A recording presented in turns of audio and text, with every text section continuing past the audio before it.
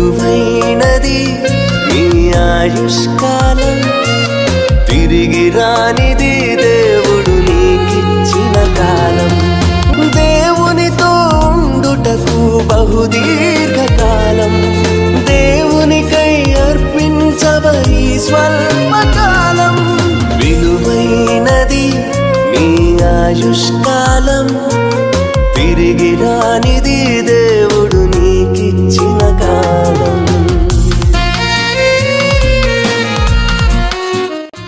Praise the lord. మన ప్రభువైన యేసుక్రీస్తు వారి నామమున మీ అందరికీ కూడా శుభములను తెలియజేస్తూ ఉన్నాను. దేవుని యొక్క మహాకృపను బట్టి మనందరము కూడా ప్రతి వారము ఈ విధముగా ప్రభు సన్నిధానములో కలుసుకోవటం ప్రభు మనకిచ్చినటువంటి గొప్ప భాగ్యమై ఉంటుండగా దేవునికే మహిమ కలుగునుగాక.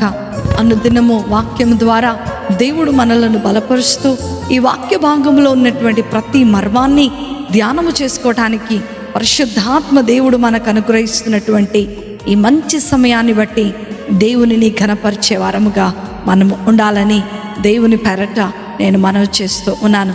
ఈ యొక్క ఆరాధనను ఆరంభించుకొనటానికి పరిశుద్ధాత్మ దేవుని యొక్క సహాయమును మనము అడగవలసిన వారమై ఉన్నాం. కాబట్టి ప్రార్థన ద్వారా మనం యొక్క వాక్య భాగమును ప్రారంభం చేసుకుందాం. మమ్మలను మిక్కిలిగా ప్రేమించిన మా ప్రియ పరలోకపు తండ్రి యేసు స్వామి, మీ యొక్క ఘనమైన శ్రేష్టమైన నామమును బట్టి మీకు వందనాలు స్తోత్రాలు చెల్లిస్తూ ఉన్నాం. ఈ యొక్క మంచి సమయములో మీ వాక్యములో ఉన్నటువంటి మర్మాలను ధ్యానం చేసుకునటానికి, మీ వాక్యం ద్వారా మేమందరము కూడా బలపరచబడటానికి మీరు మాకు అనుగ్రహిస్తున్నటువంటి ఈ గొప్ప తరుణాన్ని బట్టి మీకు వందనాలు. ఈ వాక్య భాగంలో ఉన్నటువంటి సత్యమును మేమందరము కూడా గ్రహించి ఈ వాక్యములో ఉన్నటువంటి మాధుర్యమును మేము అనుభవించుటకు మీరు మాకు శక్తిని అనుగ్రహించమని, ఈ వాక్యము ద్వారా మా జీవితాలను సరిచేసి మీకు ఇష్టమైన వారిగా మేము ఉండినట్లుగా మీరు మమ్మలను ముద్రించమని నజరేయుడైన యేసుక్రీస్తును శక్తి కలిగిన నామములో అతి వినయముతో అడిగి వేడుకొనుచున్నాను తండ్రి, ఆమేన్. నా ప్రియమైనటువంటి దేవుని బిడ్డలారా, మనందరము కూడా హెబ్రీలకు రాసినటువంటి పత్రిక 11వ అధ్యాయము 6వ వచనాన్ని మనం చదువుకుందాం. విశ్వాసము లేకుండా దేవునికి ఇష్టుడై ఉండుట అసాధ్యము. దేవుని యొద్దకు వచ్చువాడు ఆయన ఉన్నాడనియు తన్ను వెదుకు వారికి ఫలము దయచేయువాడని నమ్మవలెను కదా. హల్లెలూయా. ఇక్కడ చదవబడినటువంటి లేఖన భాగంలో పౌలు హెబ్రీలకు రాస్తూ విశ్వాసము లేకుండా దేవునికి ఇష్టలై ఉండుట అసాధ్యము అంటున్నాడు. It is impossible to please God without faith. ఈరోజు మనం ధ్యానం చేసుకోబోయేటువంటి ఒక అద్భుతమైనటువంటి అంశం, దేవునికి ఇష్టలైన వారిగా మనము ఉండాలి. ఎలాంటి వారిని దేవుడు ఇష్టపడతాడు, ఎలాంటి క్వాలిటీస్ని దేవుడు ఇష్టపడతాడో ఈరోజు మనం ధ్యానం చేసుకోవాలని మీ ముందు ఉంచాలని నేను ఆశపడుతూ ఉన్నాను. మనము నశించిపోయే వారముగా కాకుండా మన ఆలోచనల ద్వారా, మన నడవత ద్వారా, మన యొక్క తలంపుల ద్వారా, మన యొక్క సమస్తమైనటువంటి నడవడిక ద్వారా దేవునిని మహిమపరిచే వారముగా ఉండాలి. దేవుని ఎప్పుడైతే మనము మహిమపరుస్తూ ఉంటామో అప్పుడు దేవునితో ఒక చక్కటి సంబంధాన్ని కలిగి ఉంటాం. ఎప్పుడైతే మనము దేవునితో ఒక చక్కటి సంబంధాన్ని కలిగి ఉంటామో అప్పుడు మనము దేవునికి ఇష్టలైన వారముగా బ్రతుకుతాం. దేవునికి ఇష్టంగా ఉన్నవారు అయితే అనేక మంది బైబిల్ గ్రంథంలో మనకు ఉన్నారు. విశ్వాసము ద్వారా గొప్ప కార్యాలు వారి జీవితంలో చూసిన వాళ్ళు లేఖనాలలో అనేక మందిని మనం చూస్తూ ఉండవచ్చు. దేవునితో వారికి ఉన్నటువంటి సంబంధం, దేవునితో వారికి ఉన్నటువంటి ఆ యొక్క సన్నిహితమైనటువంటి స్వభావము, దేవునికి ఇష్టానుసారముగా బ్రతికేటువంటి వారి యొక్క జీవన విధానమే ఈరోజు రక్షించబడినటువంటి విశ్వాసలమైన నీకు నాకు చాలా చాలా ప్రాముఖ్యమైనది. Today we are going to discuss about the 7 qualities which pleases God. దేవునికి ఇష్టమైనటువంటి 7 రకాలైనటువంటి గుణగణాలను మీ ముందుంచాలని నేను ఆశపడుతూ ఉన్నాను. అందులో మొదటిది ఫస్ట్ క్వాలిటీని మనం గనక చూసినట్లయితే సామెతల గ్రంథము 11వ అధ్యాయము 20వ వచనాన్ని మనం చూస్తే, మూర్ఖ చిత్తులు యెహోవాకు హేయులు, యథార్థముగా ప్రవర్తించువారు ఆయనకి ఇష్టలు. మొదట విషయాన్ని, దేవునికి ఇష్టమైన వారు ఎవరు అనంటే యథార్థమైనటువంటి హృదయము కలిగిన వారు దేవునికి ఇష్టలు. యథార్థత అంటే సత్యమైనది. యథార్థత కలిగినటువంటి జీవితాన్ని, నిడారంబరమైనటువంటి జీవితాన్ని మనము కలిగి ఉంటే దేవునికి ఇష్టమైన వారముగా ఉంటామని దేవుని యొక్క లేఖనాలు సెలవిస్తూ ఉన్నాయి. అవును, యథార్థతను బట్టి దేవుడు దావీదును ఇష్టపడినట్లుగా దేవుని యొక్క లేఖనంలో మనం చూస్తూ ఉండవచ్చు. అదే అపోస్తల కార్యములు 13వ అధ్యాయము 22వ వచనాన్ని గనక మనం ఒకసారి చదువుకున్నట్లయితే, తరువాత అతన్ని తొలగించి దావీదును వారికి రాజుగా ఏర్పరచెను. మరియు ఆయన, నేను యెష్షయి కుమారుడైన దావీదును కనుగొంటిని, అతడు నా ఇష్టానుసారుడైనటువంటి మనుష్యుడు, అతడు నా ఉద్దేశములన్నీ నెరవేర్చినని చెప్పి అతన్ని గూర్చి సాక్ష్యమిచ్చను. హల్లెలూయా! ఎంత చక్కటి మాట ఈరోజు చూస్తున్నాం చూడండి. ఈ సృష్టిని చేసినటువంటి దేవుడు ఆజ్ఞ అతిక్రమం అనేటువంటి పాపం ద్వారా దేవునితో ఉన్నటువంటి సంబంధాన్ని కోల్పోయినటువంటి మానవుని గురించి దేవాది దేవుడు ఒక సాక్ష్యం చెప్తూ ఉన్నాడు. యథార్థవంతుడైనటువంటి దావీదు నాకు చాలా చాలా ఇష్టడుగా ఉన్నాడు. ఇతను యెష్షయి కుమారుడైనటువంటి దావీదు నాకు చాలా చాలా ప్రీతికరమైన వాడిగా ఉన్నాడు అని ఇక్కడ దేవుడు దావీదును గురించి ఒక చక్కటి సాక్ష్యాన్ని చెప్తున్నట్లుగా మనము చూస్తూ ఉన్నాం. దావీదు దేవునికి ఇష్టడైన వాడు కనుకనే అనేకమైనటువంటి ప్రమాదముల నుండి దేవుడు తప్పించాడు. శత్రు సమూహము నుండి దావీదును సంరక్షించాడు. భయంకరమైనటువంటి పాపపు ఉచ్చులో దావీదు పడిపోయినప్పుడు పశ్చాత్తాపపడి మరలా తిరిగి దేవుని దగ్గరకు యథార్థతతో తిరిగి వచ్చినప్పుడు దావీదును క్షమించి అతని రాజ్యమును స్థిరపరిచాడు. దావీదు యథార్థవంతుడు కాబట్టే దేవుని కనికరాన్ని తన జీవితంలో దావీదు చూడగలిగినట్లుగా మనం చూస్తూ ఉన్నాం. దావీదును దేవుడు ఇష్టపడ్డాడు కనుకనే అనేకమైనటువంటి ప్రమాదముల నుండి, అనేకమైనటువంటి క్లిష్ట పరిస్థితుల నుండి దావీదును తప్పించినట్లుగా దేవుని యొక్క లేఖనాలలో మనం చూస్తూ ఉండవచ్చు. అందుకనే 18వ దావీదు కీర్తన 19వ చరణంలో మనం చూస్తే, విశాలమైన స్థలమునకు ఆయన నన్ను తోడుకొని వచ్చెనని, ఆయనకు ఇష్టడను గనక ఆయన నన్ను తప్పించెను అని దావీదు మహారాజు ఎంత అద్భుతమైనటువంటి మాటలు తెలియచేస్తూ ఉన్నాడు. నా ప్రియమైనటువంటి దేవుని బిడ్డలారా, యథార్థత కలిగినటువంటి జీవితం దేవునికి ఇష్టమైనదిగా దేవుని యొక్క లేఖనాలు దావీదు యొక్క జీవితం ద్వారా దేవుడు మన ముందు ఉంచుతూ ఉన్నాడు. ఈరోజు యథార్థత కలిగి జీవించేటువంటి మనుష్యులమైన మనలను దేవుడు జ్ఞాపకము చేసుకుంటాడనియో, దేవుడు ఇష్టపడతాడని ఈ లేఖన భాగం ద్వారా దేవుడు మనతో మాట్లాడుతున్నాడు. అందుకనే మొదటి దినవృత్తాంతముల గ్రంథము 29వ అధ్యాయము 17వ వచనంలో మనం చూస్తే, తన యథార్థతను కూర్చి దావీదు ఇస్తున్నటువంటి సాక్ష్యాన్ని మనం చూద్దాం. నా దేవా, నీవు హృదయము పరిశోధన చేయుచు యథార్థవంతులయ్యందు ఇష్టపడుచున్నావనియో నేను ఎరుగుదును. నేనైతే యథార్థ హృదయము గలవాడనైన ఉన్నానని మనపూర్వకముగా ఇచ్చి ఉన్నాను. ఇప్పుడు ఇక్కడ నుండి నీ జనులను నీవు మనఃపూర్వకముగా ఇచ్చుట చూచి సంతోషించుచున్నాను. హల్లెలూయా! నా ప్రియమైనటువంటి దేవుని బిడ్డలారా, విశ్వాసము లేకుండా దేవునికి ఇష్టడై ఉండుట అసాధ్యము. ఇంకా దేవుడు మనల్ని ఇష్టపడాలి అనంటే, దేవుడు మనల్ని ప్రేమించాలి అనంటే, దేవుడు మనకు కలుగుతున్నటువంటి ప్రతి క్లిష్ట పరిస్థితిలో నుండి మనల్ని తప్పించాలి అనంటే, దేవుడు మన పక్షాన నిలబడి ఉండాలి అనంటే, యథార్థమైనటువంటి జీవితాన్ని మనము కలిగి ఉండే వారముగా మనము ఉండాలని దేవుని యొక్క వాక్యము సెలవిస్తూ ఉంది. నేటి దినములలో మనం చూస్తున్నట్లయితే యథార్థమైనటువంటి హృదయము ఎవరి జీవితంలోనూ ఉండదు. పైకి ఒకలాగా లోపల ఒకలాగా ప్రవర్తించేటువంటి విశ్వాసులు ఈ లోకములో అనేకులు ఉన్నారు. మందిరానికి వచ్చినప్పుడు ఒకలాగా, బయట ఉన్నప్పుడు ఒకలాగా, ఇంటిలో ఉన్నప్పుడు ఒకలాగా ప్రవర్తించేవారు అనేకులు ఉన్నారు.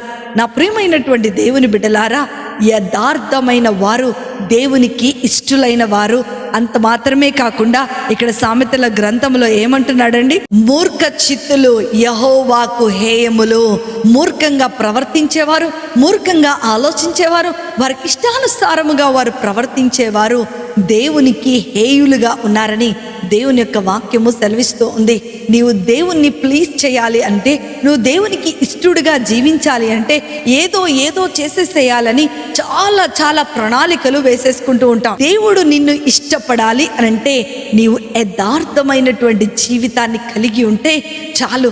దేవునికి ఇష్టమైనట్టుగా దేవునికి ముందు నీవు సరి అయిన ప్రవర్తనలో కలిగి ఉంటే చాలు అని దేవుని యొక్క లేఖనాలు సెలవిస్తూ ఉన్నాయి.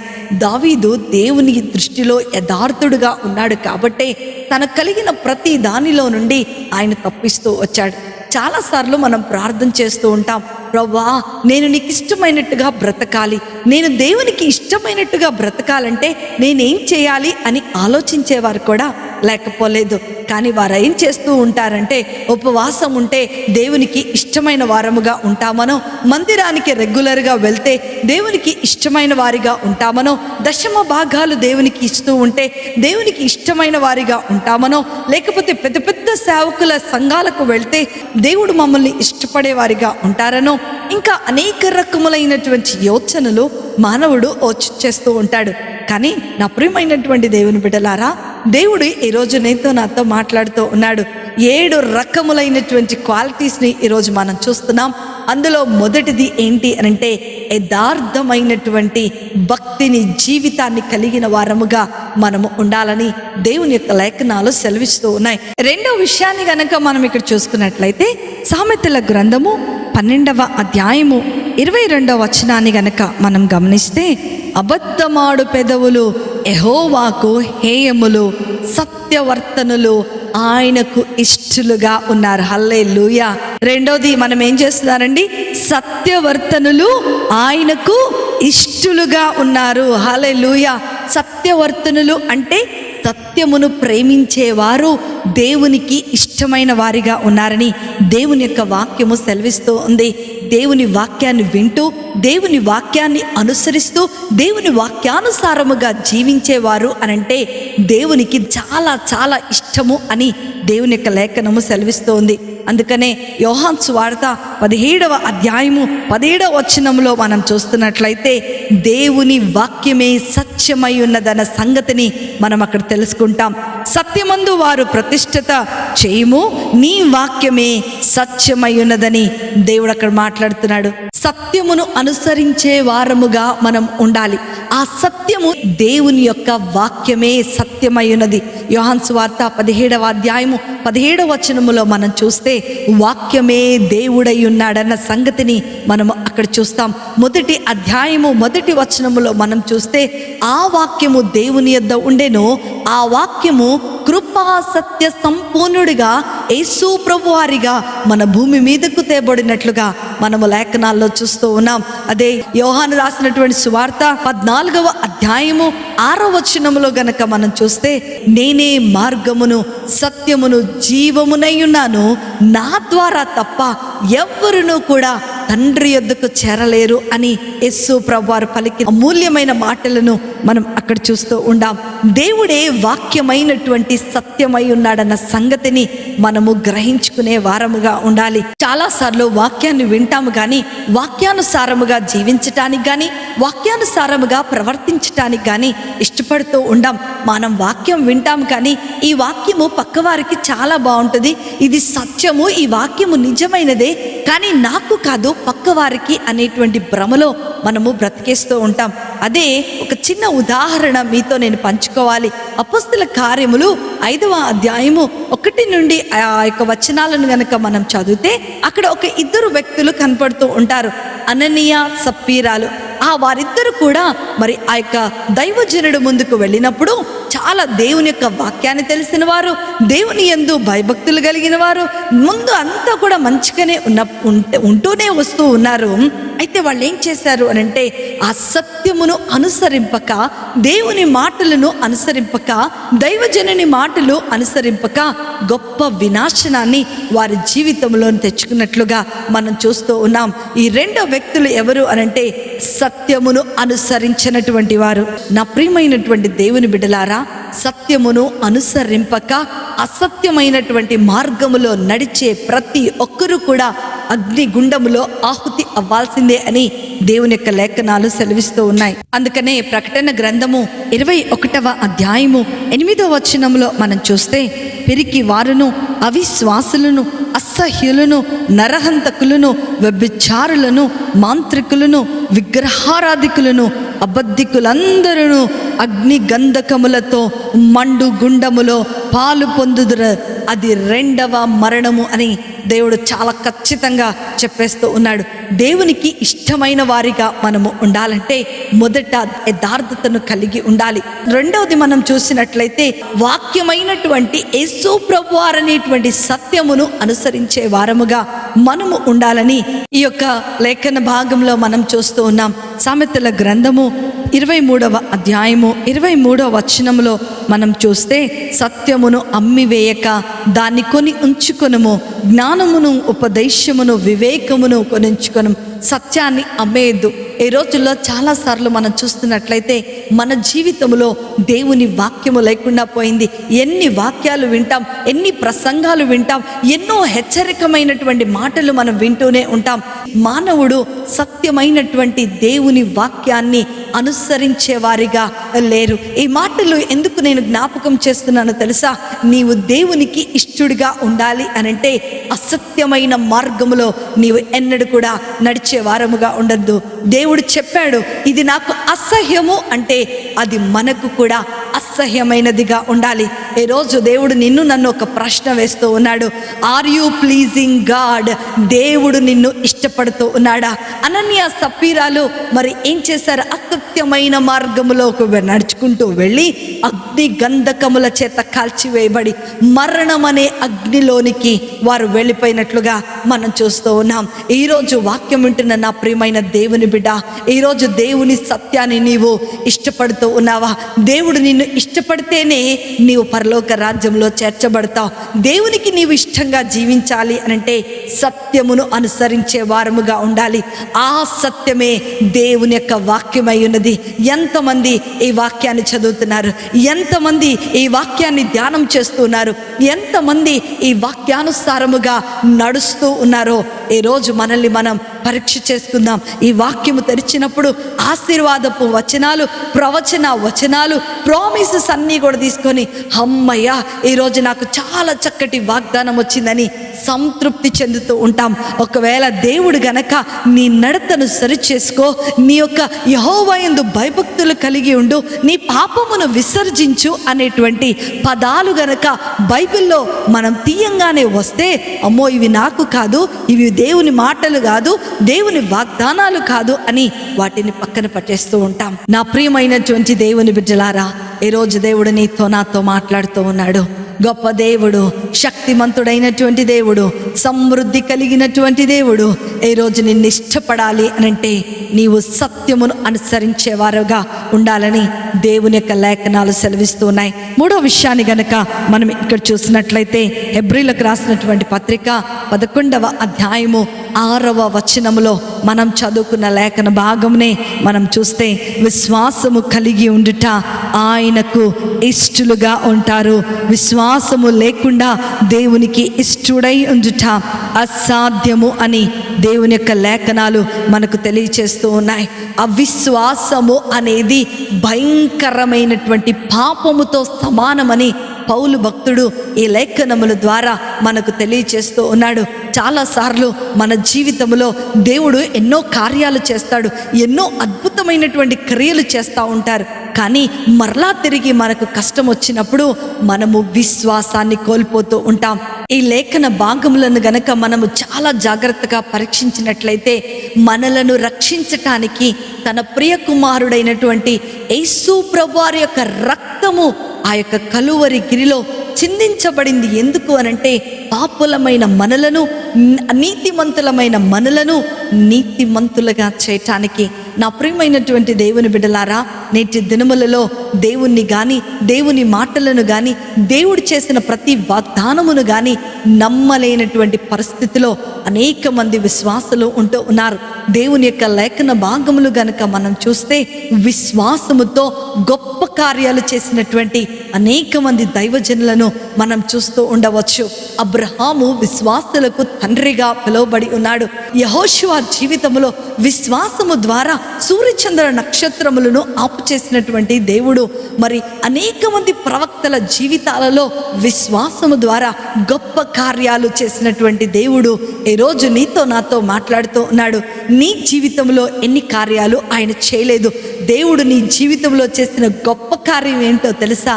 ఆయన నిన్ను నన్ను రక్షణలోనికి నడిపించటమే. ఆయన నీ కొరకు నా కొరకు రక్తాన్ని కాచటమే. కానీ ఈ యొక్క కాచబడినటువంటి రక్తాన్ని నమ్మక మనందరము కూడా అవిశ్వాసులముగా బ్రతుకుతూ ఉన్నాం. దేవుడు ఎందుకు నీ కొరకు రక్తము కార్చాడు?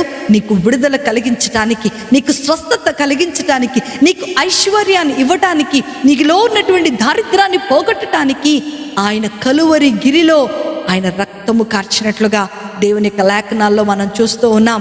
కానీ దేవుడు నీ కొరకు మరణించాడన్న సంగతినే మరిచిపోయినటువంటి నేటి సమాజము స్వస్థత కోసము కన్నీరు గారుస్తుంటారు. దేవుడు నన్ను మర్చిపోయాడు, దేవుడు నన్ను ముట్టలేదు అని దేవుని దూషించేస్తూ ఉంటారు. ఇంకేదైనా కష్టం రాగానే, అప్పులు రాగానే, కన్నీరు రాగానే, వేదన రాగానే దేవుడు గతములో చేసిన ప్రతి కార్యాన్ని మర్చిపోతూ ఉంటాడు.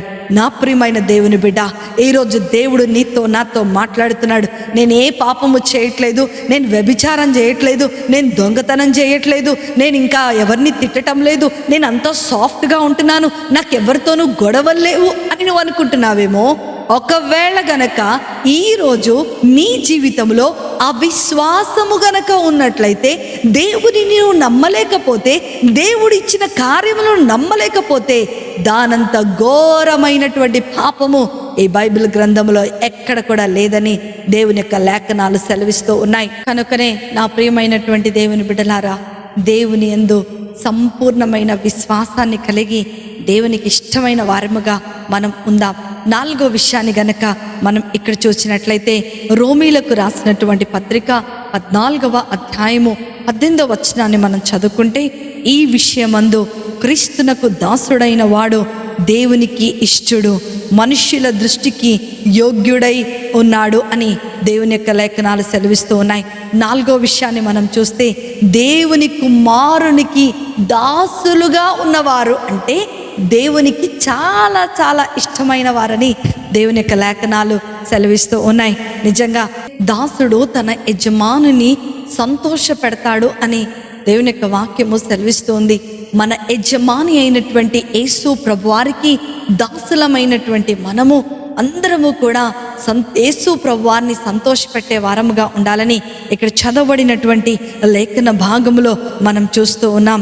ఇక్కడ ఈ చదవబడినటువంటి లేఖన భాగమును గనక మనము గమనించినట్లయితే, ప్రతి విశ్వాసి కూడా మనము దేవునికి దాసులముగా, దేవుని ఎదుట తగ్గించుకునే వారముగా మనం ఉండాలి. మన ప్రార్థన తగ్గింపుతో కూడినటువంటి ప్రార్థనగా ఉండాలి. ఎక్కడ తగ్గించుకోవాలో అక్కడ తగ్గించుకోరంట, ఎక్కడ హెచ్చించుకోవాలో అక్కడ హెచ్చించుకోరు, ఎక్కడ హెచ్చించుకోవాలో అక్కడ తగ్గించుకుంటారు, ఎక్కడ తగ్గించుకోవాలో అక్కడ మనల్ని మనం హెచ్చించుకుంటూ ఉంటాం. ఈ యొక్క సాయంకాల సమయంలో దేవునికి ఇష్టముగా నువ్వు ఉండాలి అనంటే, దాసులుగా జీవించేటువంటి స్వభావాన్ని మనము కలిగి ఉండాలి. దాస్యత్వంలో ఉన్నటువంటి మనలను ఆయన దాస్యత్వంలోనికి వచ్చి మనలను రక్షించి ఆయనకు పిల్లలముగా, ఆయన యజమానుడిగా ఉండటానికి మనము చేసేది ప్రతీదీ కూడా ఇతరుల కొరకు చేసే వారముగా ఉండాలి. యేసు ప్రభు వారికి మనము దాసులుగా ఉండాలి అంటే, యేసు ప్రభు వారు చేసినటువంటి ప్రతి కార్యాన్ని మనము చేసేవారముగా ఉండాలి. ఉదాహరణకు మన ఆఫీస్లో ఉన్నటువంటి బాస్ ఏం చేస్తారు? ఆయన ఏం చేసి ఆ పొజిషన్లోనికి వెళ్ళాడో, నెక్స్ట్ పర్సన్ ఆయన వెళ్ళిపోయినటువంటి, విడిచి వెళ్ళినటువంటి స్థానంలోనికి వచ్చి ఆయన ఏదైతే పని చేశాడో అదే పనిని ఇతను చేస్తాడు.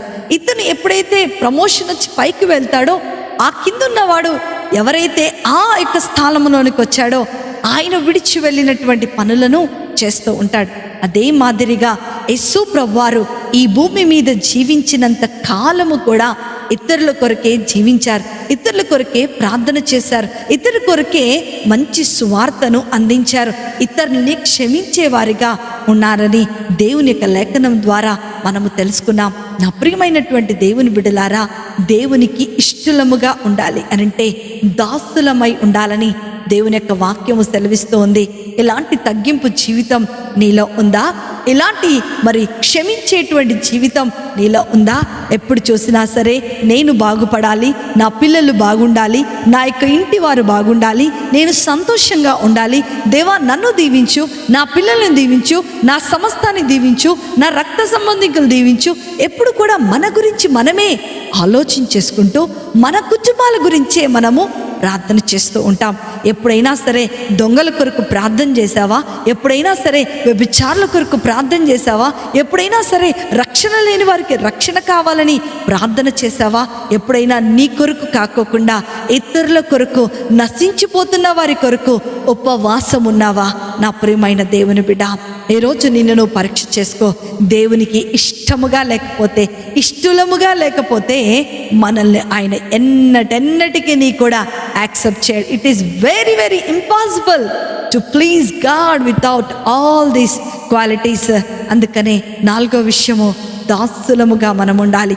5వ విషయాన్ని గనక మనం ఇక్కడ చూస్తే, యోహాను రాసినటువంటి సువార్త 8వ అధ్యాయము 29వ వచనములో మనం చూస్తే, నన్ను పంపినవాడు నాకు తోడై ఉన్నాడు, ఆయనకు ఇష్టమైన కార్యములు నేనెల్లప్పుడూ చేయుదును. హల్లెలూయా.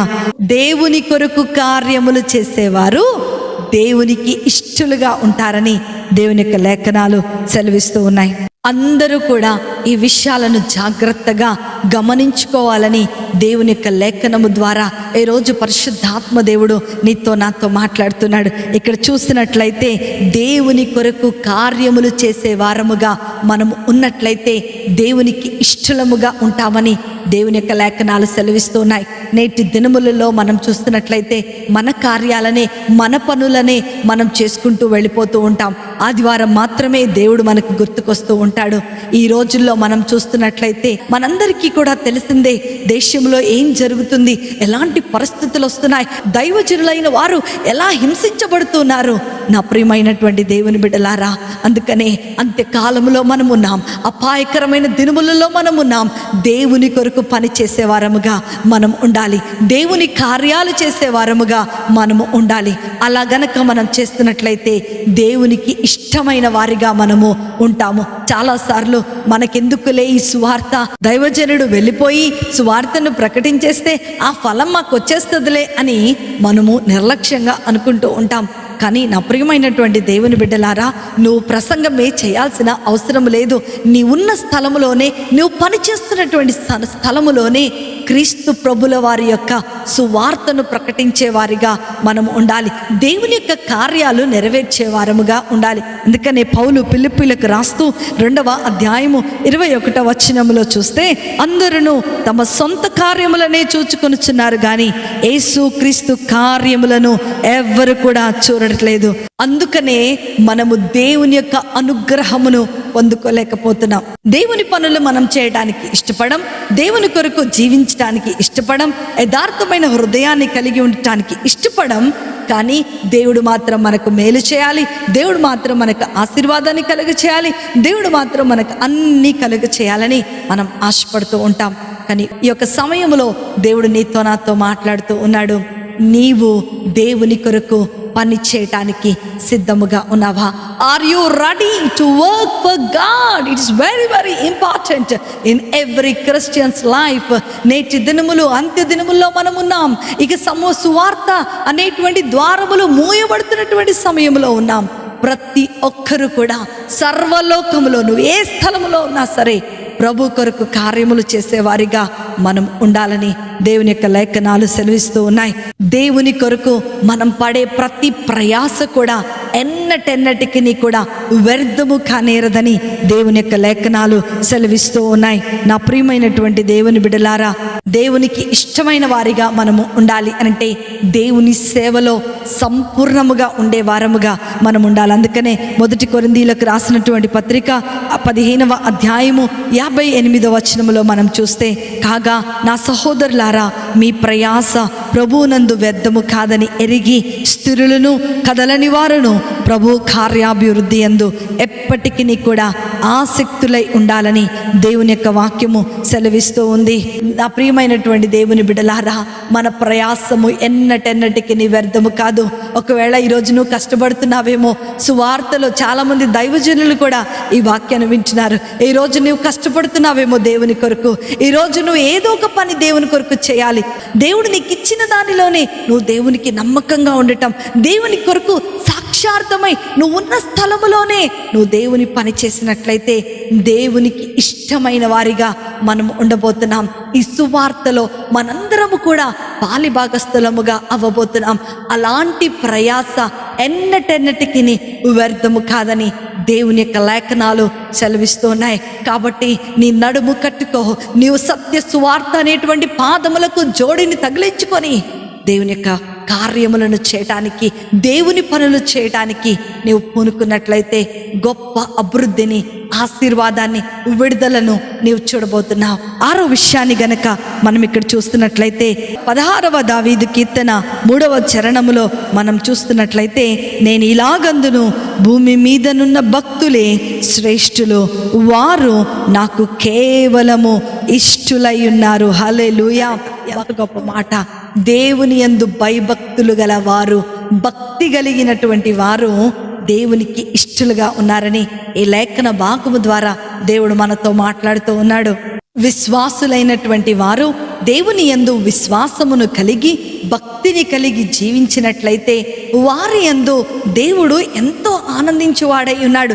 అలాంటి వారి కొరకు ఎంత గొప్ప ఉన్నతమైనటువంటి కృపను ఆయన దాచిపెట్టి ఉన్నాడో మనందరము కూడా ఊహించలేనటువంటిది. నా ప్రియమైనటువంటి దేవుని బిడ్డలారా, మానవునికి ఉన్నటువంటి ధనమును బట్టో, మానవునికి ఉన్నటువంటి ఘనతను బట్టో, మానవునికి ఉన్నటువంటి మరి పైన కనపడేటువంటి ప్రతి ఆర్భాటాన్ని బట్టో దేవుడు ఆ మానవుణ్ణి ఇష్టపడడు.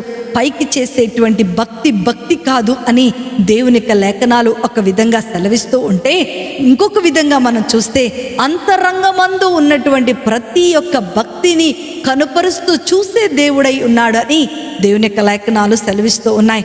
బహాటముగా నువ్వు ఏం కలిగి ఉన్నావో దేవునికి అవసరము లేదు, కానీ అంతరంగమందు నీవు ఏమై ఉన్నావో, అంతరంగమందు నువ్వు ఎలాంటి భక్తిని కలిగి ఉన్నావు, దేవుని ఎడల ఎలాంటి నిర్దిష్టమైనటువంటి కార్యాలను చేయడానికి నీవు సిద్ధముగా ఉన్నావో అని దేవుడు చూస్తాడని సంగతిని ఈ యొక్క లేఖన భాగం ద్వారా దేవుడు మనతో మాట్లాడుతున్నాడు.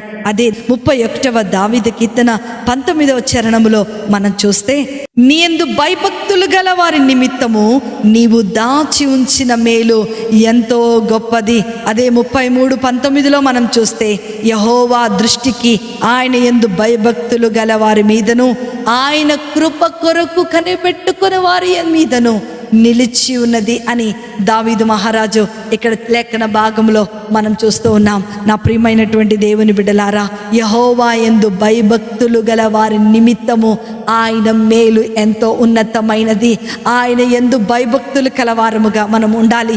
భక్తి కలిగిన జీవితాన్ని, నిష్ట కలిగినటువంటి జీవితాన్ని, పాపేచ్ఛలను విడిచిపెట్టేటువంటి జీవితాన్ని, శరీరాన్ని నలగొట్టుకొని పాపమునకు మరి లోనవ్వకుండా, భ్రష్టులము కాకుండా ఉండేటువంటి భక్తి గల జీవితాన్ని ఈరోజు ప్రభు నీ దగ్గర నుంచి, నా దగ్గర నుంచి ఆశిస్తూ ఉన్నాడు. దేవునికి ఇష్టముగా ఉండాలి అనంటే భక్తి కలిగిన వారముగా మనం ఉండాలి. 7వ విషయాన్ని గనక మనం ఇక్కడ చూస్తున్నట్లయితే 51వ దావీదు కీర్తన 17వ చరణంలో మనం చూస్తే, విరిగి నలిగిన హృదయము గలవారు ఆయనకు ఇష్టలు. హల్లెలూయా!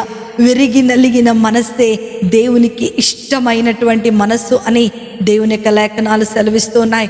అందుకనే రహస్యమందు నీవు నీ గదిలోనికి వెళ్ళి తలుపు వేసుకొని రహస్యమందు చూచు నీ తండ్రి ఎదుట నీ హృదయమును నీవు కుమ్మరించినట్లయితే నేను వారిని ఇష్టపడుతున్నానని దేవుని యొక్క లేఖనాలు సెలవిస్తూ ఉన్నాయి. దేవునికి ఇష్టమైనవి బలులు కాదు, దేవునికి ఇష్టమైనవి నైవేద్యాలు కాదు, దేవునికి ఇష్టమైనవి ఎన్నో దినములో ఉపవాసాలు కాదు, కానీ విరిగి నలిగినటువంటి మనస్సే దేవునికి ఇష్టమైనటువంటి బలి యాగముగా, దేవునికి ఇష్టలుగా ఉంటారని దేవుని యొక్క లేఖనాలు సెలవిస్తూ ఉన్నాయి. నా ప్రియమైనటువంటి దేవుని బిడ్డలారా, ప్రతి శుక్రవారం నువ్వు ఉపవాసం చేసినా, నువ్వు రోజు నిష్ట కలిగి మరి ప్రతి దినము ప్రార్థన చేసుకొని బైబిల్ చదువుతూ దేవునికి చాలా నమ్మకంగా జీవించినా సరే, దేవునికి చాలా చాలా ఇష్టమైనటువంటి బలి ఏంటి అనంటే పశ్చాత్తాపము. నీవు పాపము చేసినప్పుడు దేవుని దగ్గరకు వెళ్ళి, దేవా నేను పాపిని అని నువ్వెప్పుడైతే విరిగి నలిగినటువంటి హృదయముతో కన్నీరు కారుస్తూ దేవుని దగ్గర ప్రార్థన చేస్తావో, అట్టి ప్రార్థనను దేవుడు ఆలకించి వారిని క్షమించి తనకి ఇష్టమైనటువంటి జనాంగముగా చేసుకుంటాడని దేవుని యొక్క లేఖన భాగం ద్వారా దేవుడు మనతో మాట్లాడుతూ ఉన్నాడు. నా ప్రియమైనటువంటి దేవుని బిడ్డ, విరిగిన స్థితి లేకుండా, పశ్చాత్తాపము లేకోకుండా ఏ విధమైనటువంటి బలి యాగము దేవునికి ఎన్నటెన్నటికి ఇష్టం ఉండదు. అందుకనే మత్తయి సువార్త 5వ అధ్యాయము 3వ వచనంలో మనం చూస్తే, ఆత్మ విషయమై దీనులైన వారు ధన్యులు, పరలోక రాజ్యము వారిది అని దేవుడు ఇక్కడ చదవబడిన లేఖన భాగములో మనకు తెలియచేస్తూ ఉన్నాడు. నా ప్రియమైనటువంటి దేవుని బిడ్డలారా, సర్వ సృష్టి దేవునికి ఇష్టమైనదిగా జీవిస్తూ ఉంది. ఈ లోకములో దేవునికి ఇష్టమైన వారిగా సమాధానమును మనము పొందుకోవాలి అనంటే, ఆయనకు లోబడే వారిగా, ఆయన క్రియలు జరిగించే వారిగా మనము ఉండాలని ఈరోజు వాక్య భాగము ద్వారా దేవుడు నీతో నాతో మాట్లాడుతూ ఉన్నారు. ఆయనకు లోబడి మన శరీరములను, మన యొక్క దేహములను, మన యొక్క ఆలోచనలను, మన యొక్క తలంపులను సమస్తము ఆయన పాదముల యొద్ద పెట్టి మనము ఆయన దగ్గర మరి వేడుకున్నట్లయితే దేవుడు ఖచ్చితంగా మనలను స్వీకరిస్తాడని ఈ యొక్క లేఖన భాగం ద్వారా దేవుడు మనతో మాట్లాడుతూ ఉన్నారు.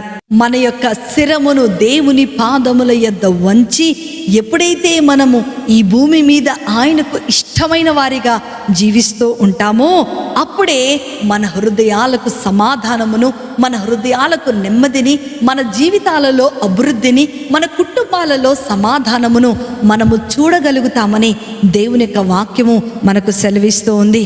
మన ఇష్ట ప్రకారము కాకుండా దేవునికి ఇష్టమైనట్లుగా, దేవుని చిత్తానుసారముగా, ఆయన వాక్య ప్రకారము మనలను మనం ముందుకు నడిపించుకున్నట్లయితే గొప్ప అభివృద్ధిని, గొప్ప శక్తిని, గొప్ప సమాధానమును, గొప్ప సంతోషమును మన జీవితంలో మనం అనుభవించబోతున్నాం.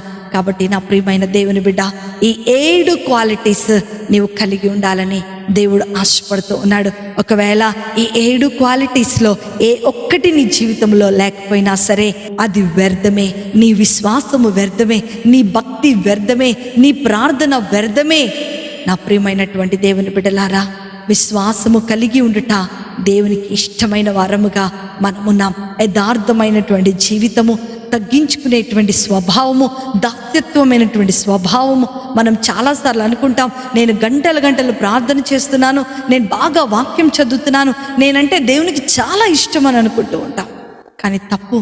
నా ప్రియమైన దేవుని బిడ్డ, తగ్గించుకొని విరిగి నలిగినటువంటి జీవితాన్ని నువ్వు కలిగి ఉన్నట్లయితే, ఆత్మలో దీనత్వాన్ని నువ్వు కలిగినట్లయితే దేవునికి ఇష్టమైన వారిగా మనం ఉంటామని ఈ 7 విషయాల ద్వారా దేవుడు మనతో మాట్లాడారు. కాబట్టి మనల్ని మనం సరిచేసుకుందాం, మన జీవితాలను బాగు చేసుకుందాం.